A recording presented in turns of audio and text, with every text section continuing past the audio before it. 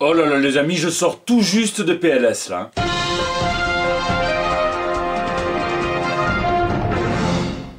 Et ouais, j'ai lu Secret Empire numéro 3, alors je vais rien vous dire, je vais pas vous spoiler, mais...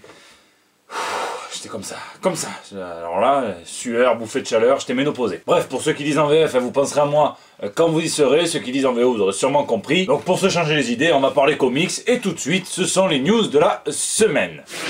Iron Jane. Tiens donc, Marvel a déposé encore plusieurs marques que la Maison des Idées devra exploiter à titre commercial dans divers domaines. Alors il y a Iron Spider et Spider-Gwen dans le domaine des jeux et jouets, mais bon, ça limite, on s'en fout puisque c'est pas du comics. Mais il y a également Iron Heart, Riri Williams donc, et Iron Jane qui ont été déposés dans le cadre de publications, donc du comics pur et dur, ce qui laisse forcément présager une série sur Riri Williams et une série où Iron Jane donc officialiserait, serait son pseudo officiel. Donc une Iron Spider en mode Mary Jane dans le costume de l'araignée 2.0. Je vous rappelle que Tony Stark offre un poste d'assistante à Mary Jane après que son club ait été détruit donc à cause d'un affrontement super-héroïque impliquant Iron Man, et qu'elle va enfiler l'armure pour aider Peter et Tony contre un vilain nommé Regent. À juger. Vous savez, j'aime bien vous faire des petits points vente aux enchères, et là cette semaine un nouveau record a été battu avec le Amazing Fantasy numéro 15, à la première apparition de Spider-Man par Steve Ditko, Stan Lee, et avec l'assistance de Jack Kirby, et bien il s'est vendu à 231 600 €. Alors c'est un record, un véritable record, et pour vous donner une idée de la prise de valeur du comics, et bien en 1987, son propriétaire l'avait acheté à 1150 € environ. Je vous laisse deviner les raisons d'une telle flambée des prix. C'est le rôle prépondérant des comics dans la pop culture aujourd'hui, et Spider-Man fait partie de ces héros iconiques à placer aux côtés de Superman, de Batman, et d'avoir eu plusieurs adaptations en dessin animé et près de 7 films avec Homecoming qui va sortir bientôt, et bien ça aide aussi. Wonder Woman. Et on parle un petit peu de Wonder Woman qui sort aujourd'hui dans les salles obscures de France. D'ailleurs, si vous y êtes, eh bien kiffez bien, dites-moi dans les commentaires ce que vous en avez pensé. Sans spoil, moi j'ai pas encore vu. Et je voudrais revenir avec vous sur quelque chose, puisqu'après les sondages en politique qui sont aussi précis que le jet d'un papy atteint de Parkinson qui essaye de viser la cuvette, eh bien on a droit aux prédictions de box-office. Je n'avais pas trop parlé, mais il y a un mois, il y avait plusieurs articles qui sortaient qui disaient que Warner faisait un petit peu la gueule parce qu'il y avait des prédictions comme quoi, eh bien, Wonder Woman ne dépasserait pas 85 millions de $ après le premier week-end de sa sortie. Total, Wonder Woman cartonne et a déjà amassé plus de 100 millions de recettes alors qu'il n'est sorti qu'en Amérique du Nord. Voilà, donc les comptables, les instituts de sondage, les approximateurs, merci de bien vouloir arrêter de nous casser les couilles, vous servez à rien.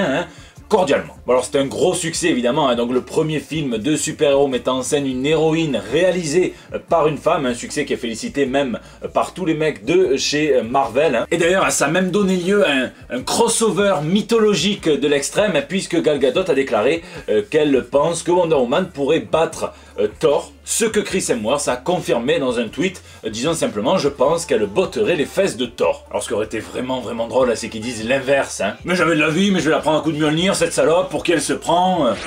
Sex Toys. Tiens donc, il semblerait que de plus en plus de marchands souhaitent être présents sur les conventions de comics. C'est la surprise qu'a eu la Wizard World de Philadelphie, qui a découvert qu'un marchand de sex toys qui n'avait absolument aucun rapport avec l'univers geek ou les comics s'était installé donc sur le salon. Ouais, je dis sans rapport avec l'univers comics, parce qu'il avait circulé il y a quelques années une pub pour des faux sex toys adaptés donc de chaque Vengeur. Donc là, à la limite, ça aurait été raccord, et donc big up à ceux qui s'envoient du Hulk. Bon, après, dès que les organisateurs ont su, ils ont banni un petit peu le commerçant, ils se sont excusés de ne pas pouvoir checker les plus de 450 commerçants qui exposent à chaque fois sur leur convention. Remarque, vu le prix de certaines figurines collector exclusives aux conventions, je pense notamment à des Funko Pop, eh bien ça fait tellement mal au cul qu'on pourrait confondre avec un plug anal.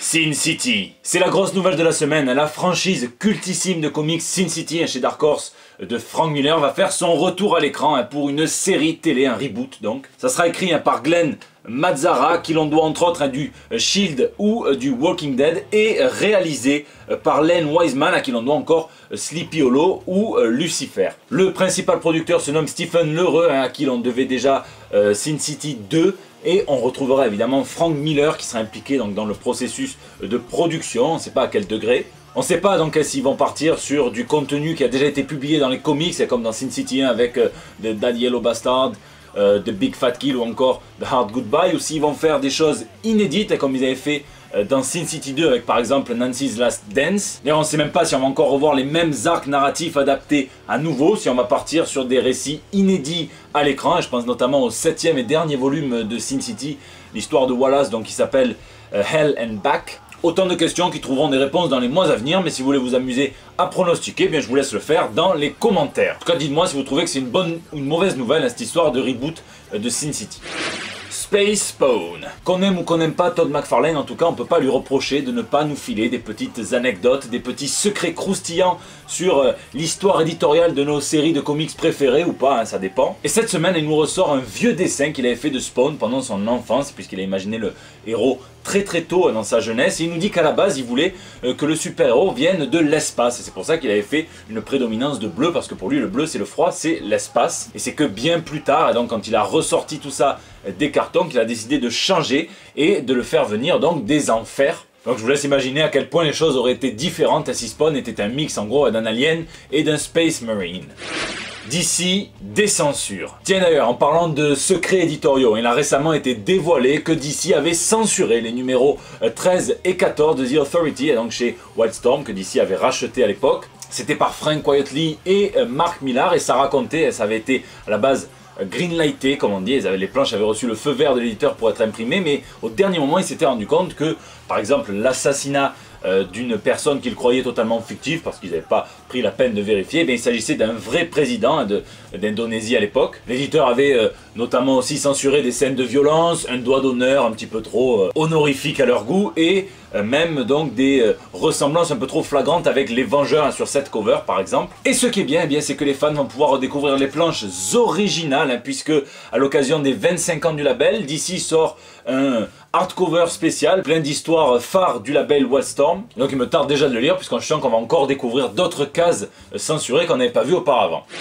Chelsea Cain se plaint. La scénariste Chelsea Cain a poussé un petit coup de gueule sur Twitter. Vous savez, elle est nominée pour 2 Eisner Awards et elle ne sait toujours pas si elle est invitée ou pas à la cérémonie qui se tiendra pour la San Diego Comic Con dans moins de 6 semaines. Tout ça parce que Marvel ne lui a pas fait passer l'info. Donc là après, donc elle se plaint un petit peu, et puis après elle fait le traditionnel langage de bois auquel on est habitué, puisqu'elle dit non mais j'adore Marvel, j'aime beaucoup les personnes qui y travaillent, mais l'entreprise ça craint à mort. Il va falloir qu'elle m'explique comment on peut dissocier une entreprise des personnes qui la font tourner. Ça aurait été beaucoup plus simple de dire j'aime beaucoup Marvel, mais là ce connard qui m'a pas envoyé mes invitations, mes badges pour la San Diego Comic Con, eh bien lui je l'aime un petit peu moins que les autres, c'est humain après tout. Et après on n'en parle plus quoi. Fujitsu. Et on parle un petit peu d'indé avec un nouveau titre prévu pour septembre prochain, dont je vous aurais pas forcément parlé si je m'en étais tenu qu'au synopsis, que ça m'attire pas trop, mais quand j'ai vu les dessins, je me suis senti obligé de partager ça avec vous. Ça s'appelle Fujitsu. Alors déjà le titre, c'est bof. C'est publié chez Aftershock Comics, c'est écrit par Jay Neat, c'est le papa d'ailleurs de Diablo chez DC Comics, que vous avez vu dans Suicide Squad. C'est illustré par Wesley Sinclair, qui provoque en moi des sentiments assez inégaux. Par exemple, ce dessin du Punisher m'enchante peu, puisqu'on dirait plus Robert Chibron, qui est plus amateur de cubi, de vin coupé à la pisse et de bar PMU, que de l'anti-héros un petit peu favori de chez Marvel Comics. Mais en revanche, la preview est super stylée, je vous laisse découvrir quelques pages pendant que je vous raconte l'histoire. C'est celle du garçon le plus intelligent du monde, qui a la particularité de ne pas vieillir, qui a côtoyé tous les grands de ce monde, de Gandhi à Einstein en passant par d'autres, et qui protège donc la planète de l'homme le plus grand du monde, littéralement, Robert Wadlow, qui maîtrise la magie-science. Donc on ressort à une échelle de 1 à 10, à la fameuse échelle de la demi-molle. Dites-moi si vous êtes attiré par cette série, le graphisme.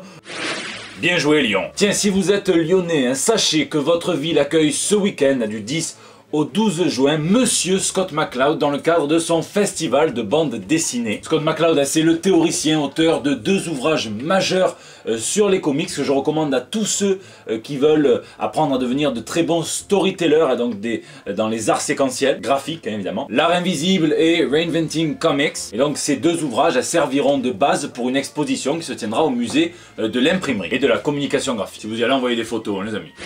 C'est la fin de ce JT, j'espère qu'il vous a plu. N'oubliez pas hein, qu'on peut se capter sur les réseaux sociaux, sur Facebook, sur Twitter, sur Instagram, dans les commentaires de YouTube. C'est toujours un plaisir d'échanger avec vous. Vous pouvez aussi m'y laisser à vos petits messages pour le bandeau. Si vous m'écoutiez en attendant Wonder Woman au cinéma, pensez à éteindre votre téléphone après. Ce serait con, je ne voudrais pas que vous fassiez remarquer à cause de moi. Quand vous rentrez quand même, pensez à moi et lisez, lisez et lisez. Et moi je vous donne rendez-vous bien dès la semaine prochaine pour des nouvelles toutes fraîches. Je m'en remets en PLS les amis parce que je m'en remets pas. Je m'en remets pas. J'y retourne.